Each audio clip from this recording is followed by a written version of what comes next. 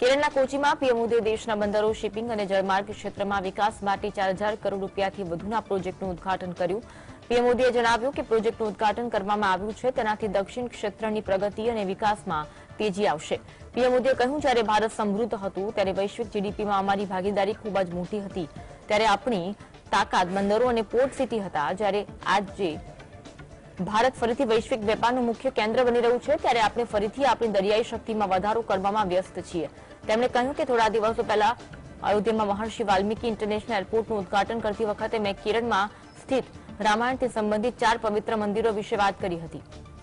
કેરળની બહારના ઘણા લોકો જાણતા નથી કે આ મંદિરો રાજા દશરથના પુત્રો સાથે જોડાયેલા છે. આ સૌભાગ્યની વાત છે કે મને અયોધ્યામાં રામ મંદિરના પ્રાણ પ્રતિષ્ઠામાં થોડા દિવસ પહેલા શ્રી રામસ્વામી મંદિરની મુલાકાત લેવાની તક મળી છે. यहाँ देश को अपना सबसे बड़ा ड्राई डॉग मिला है. इसके अलावा आज शिप बिल्डिंग, शिप रिपेयरिंग और एलपीजी इंपोर्ट टर्मिनल इंफ्रास्ट्रक्चर का भी लोकार्पण हुआ है. ये सुविधाएं केरला और भारत के इस दक्षिणी क्षेत्र के विकास को गति देगी. રામ મંદિર પ્રાણ પ્રતિષ્ઠા કાર્યક્રમ પહેલા અનેક વિધિ યોજવામાં આવી રહી છે. આજનો દિવસ દરેક રામ ભક્ત માટે ખૂબ જ મહત્વપૂર્ણ છે. રામલલ્લા પહેલીવાર રામ મંદિર પરિસરમાં પ્રવેશ કર્યો છે. શુભ મુહૂર્તમાં રામલલ્લાની મૂર્તિનો પરિસરમાં પ્રવેશ કરવામાં આવ્યો. સરયુજીથી જળ યાત્રા શરૂ થઈ. કુલ 9 કળશમાં પાણી ભર્યા બાદ આચાર્યગણ અને યજમાન સરયુના સશસ્ત્ર ધારાત ઘાટથી રામ જન્મભૂમિ સંકુલમાં ધાર્મિક વિધિઓ માટે બાંધવામાં આવેલા પેવેલિયનમાં ગયા. સરયુના કિનારે તીર્થયાત્રાની પૂજા થઈ. રામલલ્લાના જીવનના અભિષેકની 7 દિવસીય વિધિ મંગળવારથી તપ આરાધના અને કર્મકુટી પૂજા સાથે શરૂ થઈ. શ્રી રામ જન્મભૂમિ તીર્થક્ષેત્ર ટ્રસ્ટના સભ્ય ડોક્ટર અનિલ મિશ્રાને પ્રાણ પ્રતિષ્ઠાના મુખ્ય યજમાન બનાવવામાં આવ્યા છે. મંગળવારે લગભગ 3 કલાક સુધી પ્રાયશ્ચિત પૂજા થઈ હતી. આ પછી યજમાનને સરયુ સ્નાન કરાવવામાં આવ્યું. મૂર્તિ નિર્માણ સ્થળનું પણ પૂજન કરવામાં આવ્યું. પસંદ કરેલી મૂર્તિને શુદ્ધ કરતી વખતે તેની આંખો પર પટ્ટી બાંધવામાં આવી. આ પટ્ટી 22 જાન્યુઆરીએ ખોલવામાં આવશે.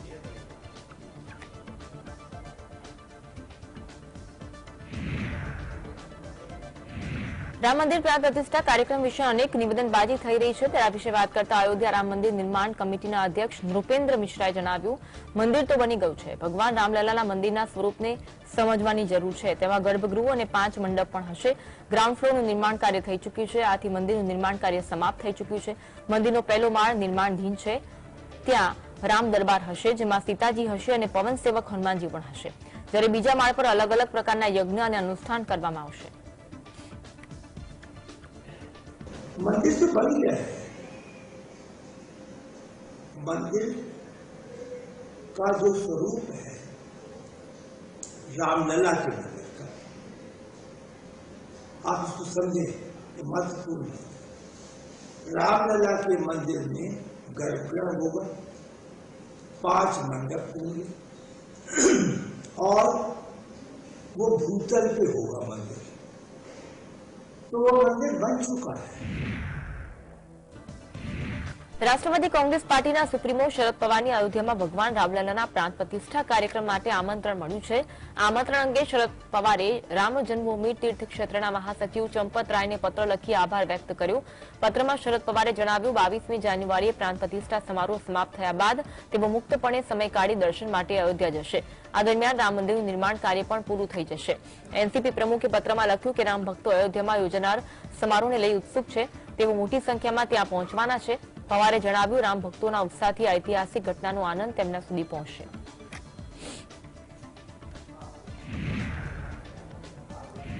મથુરા લોકસભા બેઠક પરથી ભાજપના સાંસદ હેમા માલિનીએ અયોધ્યા રામ મંદિર પ્રાણ પ્રતિષ્ઠા કાર્યક્રમ મુદ્દે વિપક્ષી દળના નેતાઓ પર આકરા પ્રહાર કરતા કહ્યું કે વિપક્ષનું કામ બોલવાનું છે, પરંતુ તેમને ખબર નથી કે તેઓ ભગવાન રામ વિરુદ્ધ બોલવા માટે રાજી થઈ ગયા છે. ભારતીય હોવાના નાતે પ્રાણ પ્રતિષ્ઠા સમારોહ પર આપણે ગર્વ કરવો જોઈએ. આના પર રાજકારણ ન કરવું જોઈએ. તમામ લોકોએ આવીને દર્શન કરવાની જરૂર છે. પરંતુ જો વિપક્ષી દળના નેતા 22મી જાન્યુઆરીના રોજ કાર્યક્રમમાં હાજરી ન આપે તો તેમનું નુકસાન છે, અમારું નહીં. દેશમાં ભવ્ય રામ મંદિરનું નિર્માણ થયું છે. આવી સ્થિતિમાં જો તેઓ હાજર નહીં રહે તો આ તેમનું નુકસાન છે. આ પહેલા કોંગ્રેસના નેતા રાહુલ ગાંધીએ જણાવ્યું હતું કે પ્રાણ પ્રતિષ્ઠા કાર્યક્રમ મુદ્દે રાજનીતિ કરવામાં આવી રહી છે. ભાજપ અને આરએસએસે 22મી જાન્યુઆરીની તારીખને રાજકીય રંગ આપી દીધો છે। विपक्ष में रहते कुछ तो बोलना है, तो बेचारों को ये भी नहीं मालूम कि राम के जो मंदिर जो बन रहा है इसके अगेंस्ट भी बोलने के लिए लोग तैयार हो गए, तो विच इज रॉन्ग ना। बीइंग एन इंडियन बोलता है, भारतीय, हम सब भारत के वासी हैं, तो हमें बहुत गर्व होना चाहिए कि ऐसा एक काम किया है। भले विपक्ष के हो, कोई भी किसी ने भी किया तो उसमें जुड़ना जरूरी है। विपक्ष की राजनीति न चलाएं इस बात पे, सबको आकर दर्शन लेना चाहिए। अभी नहीं आ रहे हैं तो वो उनका लॉस है, उनका नष्ट है कि ये ऐसे एक मौका जो पूरा हिंदुस्तान में पहली बार राम मंदिर बन रहा है, इसका विटनेस नहीं होने का it is a loss for them, not for us. Ayodhya પ્રાણ પ્રતિષ્ઠા કાર્યક્રમ મુદ્દે વિપક્ષી દળના નેતાઓ દ્વારા ઉભા કરવામાં આવેલા અનેક સવાલ પર પ્રતિક્રિયા આપતા શ્રીરામ જન્મભૂમિ તીર્થક્ષેત્ર ટ્રસ્ટના સભ્ય કામેશ્વર ચોપાલે જણાવ્યું કે 75 વર્ષ પહેલા જ્યારે આ તક ઉપલબ્ધ હતી ત્યારે દેશના તત્કાલીન વડાપ્રધાન પંડિત નહેરુએ તેનો લાભ કેમ ન ઉઠાવ્યો। વર્ષ 1949માં ભગવાન રામની મૂર્તિ સામે આવી અને એ સમયે દેશમાં કોંગ્રેસ સરકાર હતી। નહેરુ સામે કોઈ ઊભું થઈ શક્યું નહોતું, તેમને ત્યારે આ તકનો લાભ કેમ ન લીધો? જો તેમણે રામ મંદિરનું નિર્માણ કરાવ્યું હોત તો ભાજપે તેના વિશે કંઈ કહેવાની જરૂર ન પડી હોત। કોંગ્રેસે આવું ન કર્યું અને પછી પોતાના વખાણ કરે છે। તેમણે ફેબ્રુઆરી 1986માં તાળા ખોલ્યા હતા। આ પછી પણ જો કોંગ્રેસે મંદિર નિર્માણ કરાવ્યું હોત તો તમામ શ્રેય લઈ શક્યા હોત। कांग्रेस का सत्ता था, नेहरू जी के सामने देश में कोई खड़ा होने की स्थिति में नहीं था, क्यों नहीं उस अवसर का लाभ लिए? वो राम प्रकट हुए थे, भव्य मंदिर बना देते, बीजेपी को नाम लेने की आवश्यकता नहीं पड़ती। तब तो बीजेपी का जन्म भी नहीं हुआ था, मैं समझता हूं 1949 में। क्यों नहीं कर पाए उस काम को? जाने दीजिए 1949 को। ये जो पीठ ठोकते हैं कि ताला हमने खुलवा दिया, ये कांग्रेस वाले ताला खुलवाए तो 86 में 1 फरवरी को ताला खुल गया। राम मंदिर पर क्यों नहीं आए ताला खुलवाए तो? વોટ્સએપ યુનિવર્સિટીમાં અયોધ્યામાં આયોજિત રામ મંદિર પ્રાણ પ્રતિષ્ઠા મહોત્સવને લઈ મેસેજનો રાફડો ફાટ્યો છે ત્યારે આ તકનો લાભ લેવા માટે સાયબર ગઠિયાઓ પણ સક્રિય થયા। રામ મંદિરમાં વીઆઈપી એન્ટ્રીના નામે સાયબર સ્ક્રેચ સામે આવ્યું છે। બિલાસપુરમાં આ અંગેનો એક કેસ પણ નોંધાયો છે। 22મી જાન્યુઆરી રામ મંદિરમાં વીઆઈપી એન્ટ્રી અપાવવાના નામે સાયબર કૌભાંડ ચાલી રહ્યું છે। રામ જન્મભૂમિ ગૃહ સંપર્ક અભિયાન એપના નામે ફાઇલ બનાવી અને મોબાઈલ પર લોકોને મેસેજ મોકલવામાં આવી રહ્યા છે। લોકો ફાઇલ ડાઉનલોડ કરતાની સાથે જ છેતરપિંડીનો શિકાર બને છે। બિલાસપુર પોલીસે આવી કોઈપણ એપ ડાઉનલોડ કરવાનું ટાળવા જણાવ્યું છે, તેમજ મેસેજ મળતા ફરિયાદ નોંધાવવાનું કહેવાઈ રહ્યું છે। પોલીસે કહ્યું છે કે અજાણી એપ્સ ડાઉનલોડ કરવી જોખમી છે, તેમાં એવા સોફ્ટવેર પણ હોઈ શકે છે જે લોકોનો વ્યક્તિગત ડેટા ચોરી શકે છે। આવી લિંક્સ અથવા ફાઇલો દ્વારા છેતરપિંડી કરનારાઓ તમારા બેંક ખાતામાંથી ઓનલાઈન પૈસા પણ ચોરી શકે છે। પોલીસે સોશિયલ મીડિયા દ્વારા લોકોને સતર્ક રહેવા માટે અપીલ કરી છે। પોલીસે કહ્યું છે કે રામ મંદિરના દર્શન માટે વીઆઈપી પાસ આપવા જેવી કોઈ જ વ્યવસ્થા નથી। જેને આમંત્રણ મળ્યું છે તેને સત્તાવાર રીતે મોકલી દેવામાં આવ્યું છે। આ માટે કોઈ ઝુંબેશ ચલાવવામાં આવી રહી નથી કે પછી કોઈ સંદેશ પણ મોકલવામાં આવી રહ્યો નથી। Bureau report, GSTV। અયોધ્યામાં ભગવાન શ્રીરામની મૂર્તિની પ્રાણ પ્રતિષ્ઠાની ઘડી આવી ગઈ છે। રામનગરીમાં ભવ્ય મંદિર બનીને તૈયાર છે ત્યારે દરેકના મનમાં ઉત્સુકતા છે કે કેવું બન્યું છે મંદિર, કેવી હશે મંદિરની ભવ્યતા। આવા સવાલોના જવાબ જાણવા જોઈએ એક વિશેષ અહેવાલ। જ્યારે રામ આવી રહ્યા છે, જ્યારે ભગવાન ઘરે આવી રહ્યા છે, ઝૂંપડી પણ આજે મહેલ લાગી રહી છે। આજે મહેલ જેવું ભવ્ય મંદિર બનીને તૈયાર છે। મંદિર અભિષેક માટે તૈયાર છે। આસન પણ સજી ચૂક્યા છે જ્યાં રામલલા વિરાટ છે। રામ મંદિરની વિશેષતાઓ વિશે વાત કરીએ તો વિષ્ણુની 8 ભુજાઓ અને 8 સ્વરૂપોને ધ્યાનમાં રાખીને મંદિરના ગર્ભગૃહને અષ્ટકોણીય બનાવવામાં આવ્યું છે। ગર્ભગૃહ એવી રીતે બનાવવામાં આવ્યું છે કે ભક્તો 25 ફૂટ દૂરથી જ રામલલ્લાના દર્શન કરી શકે। મંદિરના બીજા માળે પ્રાણ પ્રતિષ્ઠા થશે। બીજા માળે જ રામ દરબાર પણ બનાવવામાં આવ્યું છે જ્યાં ભગવાન શ્રીરામ, માતા જાનકી, લક્ષ્મણ અને હનુમાનજીની મૂર્તિઓ છે। ગર્ભગૃહમાંથી બહાર આવતાની સાથે જ સામે ગણપતિ અને હનુમાનજીની મૂર્તિઓ સ્થાપિત કરાઈ છે। મંદિર સામે ગરુડજીની મૂર્તિની સ્થાપના કરાઈ છે। મંદિરમાં કુલ 250 સ્તંભો છે અને દરેક સ્તંભમાં લગભગ 16 શિલ્પો કોતરેલા છે, જેમાં વિષ્ણુના દશાવતાર, 64 યોગીની, 52 શક્તિપીઠ અને સૂર્યના 12 સ્વરૂપોની મૂર્તિઓ પણ કોતરવામાં આવી છે. મંદિરને સંપૂર્ણ રીતે તૈયાર થવામાં હજુ 1 વર્ષ લાગશે.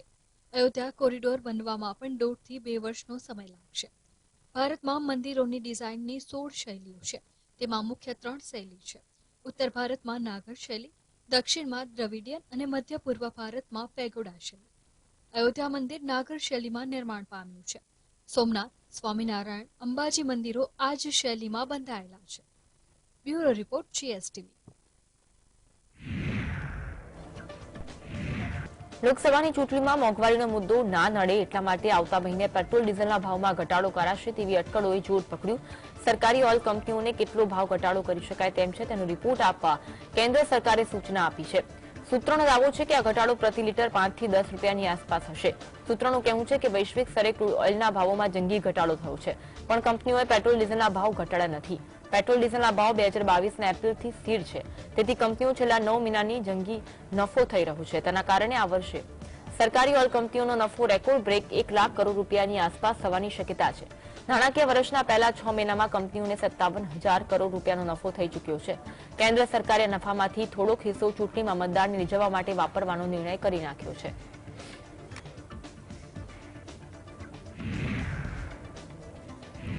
કોંગ્રેસ સહિતના વિપક્ષના નેતાઓ પર અયોધ્યા રામ મંદિરની પ્રાંત પ્રતિષ્ઠાના કાર્યક્રમમાં ગેરહાજર રહેવાના નિર્ણય બદલ માછલા ધોવાઈ રહ્યા છે. ત્યારે અરવિંદ કેજરીવાલે સ્માર્ટ સાબિત થયા. કેજરીવાલે દિલ્હીના તમામ વિધાનસભા મતવિસ્તારોમાં સુંદરકાંડના પાઠ કરાવી હિન્દુ મતદારોને ખુશ રાખવાની નીતિ જાળવી રાખી. કેજરીવાલ પોતાની મુસ્લિમ તરફી નેતાની ઇમેજ ઊભી ન થાય અને હિન્દુ મતદારો નારાજ ન થાય તેની સતત કાળજી રાખે છે. જેના ભાગરૂપે અયોધ્યામાં પ્રાંત પ્રતિષ્ઠાના કાર્યક્રમ શરૂ થાય એ સાથે તેમણે પણ હિન્દુત્વનું કાર્ડ ખેલી નાખ્યું છે. ભાજપના નેતા કેજરીવાલને નકલખોર અને નકલી હિન્દુત્વ ગણાવી રહ્યા છે, પણ રાજકીય વિશ્લેષકોના મતે કેજરીવાલ રાજકીય રીતે ફરી ચાલાક સાબિત થયા. અયોધ્યા મુદ્દે લીધેલા વલણના કારણે કોંગ્રેસ સહિતના વિપક્ષોએ હિન્દુ મતદારોનો ખોફ સહન કરવું પડે એવા ખતરા વચ્ચે કેજરીવાલે પાણી પહેલા પાળ બાંધી છે.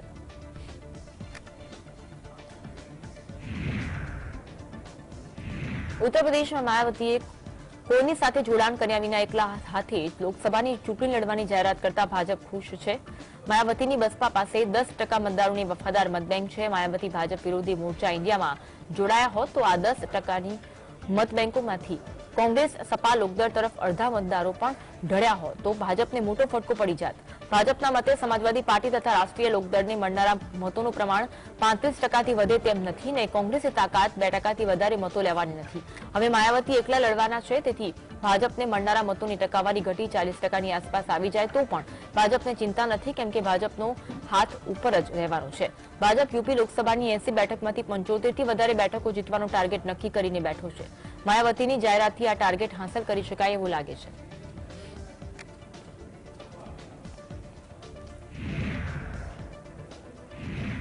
કોંગ્રેસી નેતાગીરી પર સતત પ્રહારો કરતા નવજોત સિદ્ધુ સામે પગલાં લેવા માટે લુધિયાણાના સાંસદ રવનીતસિંહ બિટ્ટુએ કોંગ્રેસ હાઈકમાન્ડને 10 દિવસનું અલ્ટિમેટમ આપ્યું. બિટ્ટુએ કહ્યું કે કોંગ્રેસ હાઈકમાન્ડ દેશમાં એક આદર્શ મૂકવા માંગતું હોય તો તેમણે કા સિદ્ધુને પક્ષને બહારનો રસ્તો બતાવવો જોઈએ કે પછી એના જેવા પક્ષના સંદિષ્ટ કાર્યકરોને રવાના કરી દેવા જોઈએ. સિદ્ધુના કારણે કોંગ્રેસ 2022માં વિધાનસભાની ચૂંટણી હારી ગયેલી એવી આડકતરો આક્ષેપ કરતા બિટ્ટુએ કહ્યું કે હાઈકમાન્ડે 2022માં નિર્ણય લેવામાં બહુ વિલંબ કરી દીધો હતો અને આશા છે કે આ વખતે વિલંબ નહીં કરે. કોંગ્રેસના નેતાઓનું માનવું છે કે સિદ્ધુ કોંગ્રેસ છોડીને ફરી ભાજપમાં જવાની ફિરાકમાં છે. ભાજપને પંજાબમાં જાણીતા ચહેરાઓની જરૂર છે, તેથી સિદ્ધુને ભાજપ આવકારશે જ. સિદ્ધુ કોંગ્રેસ પોતાને કાઢી મૂકે એવું ઈચ્છે છે કે જેથી પક્ષ પલટું લેબલ ન લાગે. પોતે સાચી વાત કહેવામાં શહીદ થયાનો દેખાવ પણ કરી શકાય.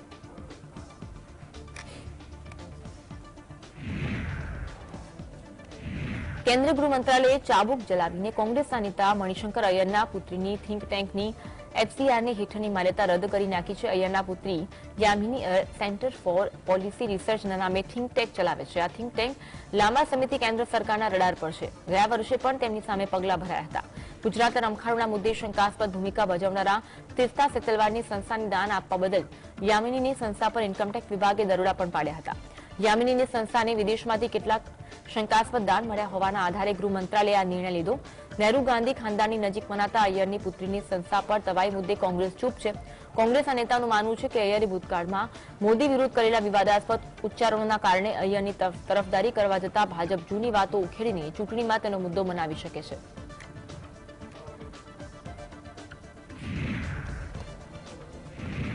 ઓડિશાના પુરીમાં પરિક્રમા કોરિડોરનું લોકાર્પણ કરવામાં આવ્યું છે. 800 કરોડના ખર્ચે તૈયાર થયેલા પરિક્રમા પથનું મુખ્યમંત્રી નવીન પટનાયકના હસ્તે લોકાર્પણ કરવામાં આવ્યું. જગન્નાથ મંદિર પરિક્રમા કોરિડોર નવીન પટનાયકના ડ્રીમ પ્રોજેક્ટના રૂપમાં જોવામાં આવે છે. આપણા શાસ્ત્ર અને ગ્રંથોમાં જેમ ભગવાનના દર્શનનું મહત્વ છે તેમ તેમની પરિક્રમાનું પણ અનુરૂપ મહત્વ છે. ત્યારે ઓડિશા સરકારે ભક્તો ભગવાન જગન્નાથની પરિક્રમા સારી રીતે કરી શકે તે માટે પરિક્રમા માર્ગ તૈયાર કર્યો, જેના કારણે પરિક્રમાની સાથે મંદિરના ચારે દ્વાર ધર્મ, અર્થ, કામ અને મોક્ષ દ્વારના દર્શન કરી શકશે. પહેલા મંદિર સુધી પહોંચવા માટે 30 થી 35 મિનિટનો સમય લાગતો હતો અને હવે માત્ર 10 મિનિટમાં જ મંદિર સુધી પહોંચી શકાશે. પરિક્રમા કોરિડોર બનાવવા માટે પ્રશાસને પણ ઘણી મુશ્કેલીનો સામનો કર્યો છે. મંદિરની ચારે તરફ સામાન અને દુકાનોને હટાવી આ માર્ગને મોકળો કરવામાં આવ્યો, જોકે લોકોએ આ પરિક્રમા માર્ગ માટે જમીન રાજી ખુશીથી આપી છે. So this project, now what has happened, all the infrastructure components have been completed.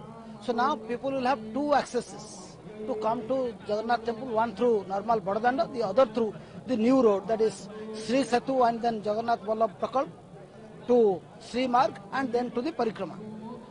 And the way the Parikrama has maintained the heritage and the culture of the rich culture of the state is quite evident from the architecture, and it has come up very beautifully, and one in the lights in the evening it looks more beautiful. નાગાલેન્ડના મોકોચુંગમાં Bharat જોડો ન્યાયયાત્રા દરમિયાન જાહેર સભાને સંબોધતા કોંગ્રેસના નેતા રાહુલ ગાંધીએ જણાવ્યું કે હું પ્રદેશમાં છેલ્લા 2 દિવસમાં અનેક લોકોને મળ્યો.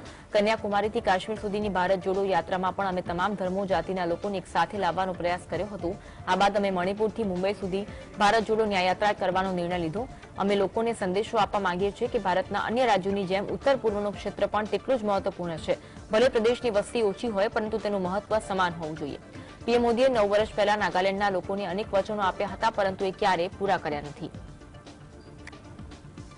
I've now been traveling in your state for 2 days, and I must tell you, I've had a really special time. We wanted to send a message that the Northeast is as important as any other part of India. It doesn't matter if the population is less, but the importance has to be the same. ઉત્તર ભારતમાં પર્વતોથી મેદાનો સુધી જામી રહેલી ઠંડીના કારણે લોકો ભારે મુશ્કેલીમાં છે. ગાઢ ધુમ્મસ સાથે તીવ્ર ઠંડીના મોજાએ મુશ્કેલીમાં વધારો કર્યો છે. ઓછી વિઝિબિલિટીના કારણે ટ્રાફિક વ્યવસ્થા ખોરવાઈ. દિલ્હીમાં 380 થી વધુ ફ્લાઇટ મોડી પડી, 35 રદ કરવી પડી, જ્યારે 125 ટ્રેન મોડી પડી. હરિયાણાના મહેન્દ્રગઢ અને પંજાબના શહીદ ભગતસિંહ નગરમાં પારો શૂન્યથી નીચે ગયો. અને ઘણા શહેરોમાં પણ આવી સ્થિતિ હતી. હવામાન વિભાગ અનુસાર ઉત્તર ભારતમાં આગામી 5 દિવસ સુધી ગાઢ ધુમ્મસની સ્થિતિ રહેવાની સંભાવના છે. મેદાની વિસ્તારોમાં 2 દિવસ સુધી તીવ્ર ઠંડી પડી શકે છે. તે જ સમયે ઉત્તર પશ્ચિમ ભારતમાં 5 દિવસ સુધી શીતલહેરથી રાહત નહીં મળે. આ સમયગાળા દરમિયાન કેટલાક વિસ્તારોમાં તીવ્ર શીતલહેર પણ આવી શકે છે. ઉત્તરથી ઉત્તર પૂર્વ ભારતમાં ગાઢ ધુમ્મસ હતું. જમ્મુ અને કાશ્મીરથી લઈ પંજાબ, હરિયાણા, પશ્ચિમ બંગાળ, સિક્કિમ સુધી હિમાલયના પ્રદેશોમાં મોટાભાગના સ્થળોએ વિઝિબિલિટી 25 થી 50 મીટર હતી.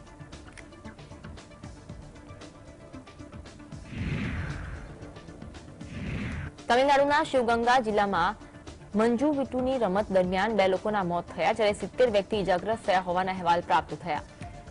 વલયાપટ્ટીના 11 વર્ષીય રવિ અને એક 35 વર્ષીય વ્યક્તિનું ઘટના સ્થળે મૃત્યુ થયું. શિવગંગા જિલ્લાના કલેક્ટર આશા અજીતે જણાવ્યું હતું કે આ કાર્યક્રમમાં 81 લોકોએ ભાગ લીધો. આ સાથે મદુરાઈના જલ્લીકટ્ટુ ઇવેન્ટમાં 3 લોકો ઇજાગ્રસ્ત થયા. આ ઘટનામાં એક ટેમર, એક પોલીસકર્મી અને એક બળદ માલિક ઇજાગ્રસ્ત થયો.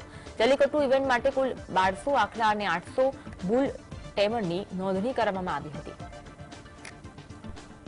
Livestock inspectors, AH assistants coming here for the testing of bulls, whether it is fit for this Jallikattu event. If it is fit, the animals are permitted to the Vadivasal, and there will be a termers for that Uruvudal. It's a Tamil word, Uruvudal. It's playing in the ground. Here we are checking the health, age body condition as well as the documents.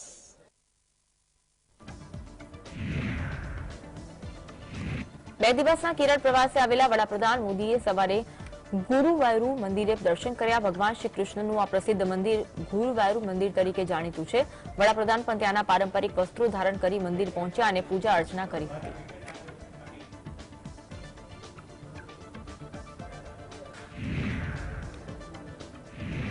Bharat બાદ હવે ઈરાને પણ પાકિસ્તાનના આતંકી ઠેકાણો નિશાન બનાવ્યા. ઈરાને બલુચિસ્તાનમાં હવાઈ હુમલા કરી અનેક આતંકવાદી જૂથોના ઠેકાણોને નષ્ટ કર્યા, જેનાથી પાકિસ્તાનને આંચકો લાગ્યો. આ કાર્યવાહી પર પાકિસ્તાને ઈરાનને ગંભીર પરિણામો ભોગવવા માટે તૈયાર રહેવાની ધમકી આપી.